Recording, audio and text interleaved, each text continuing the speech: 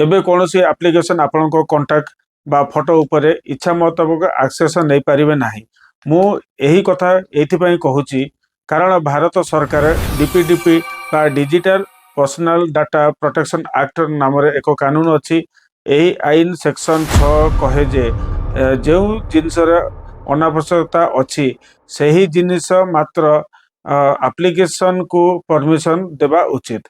उदाहरण स्वरूप जदि मु ओला एप्लिकेशन इंस्टॉल करूछि तेबे एहाकू लोकेशन दरकार कारण मु केउ स्थान रे अछि ताहा जानिबा आवश्यकता।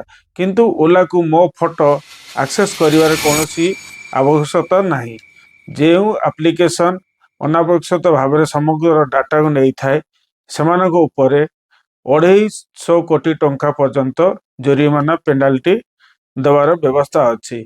जदि आपण क्षेत्र यही भली समस्या हुए बा कौनसी एप्लिकेशन आपण को परमिशन मागे तेबे तुरंत cyber crime gov.in ray report करंतु बा 1930 रे रिपोर्ट करंतु।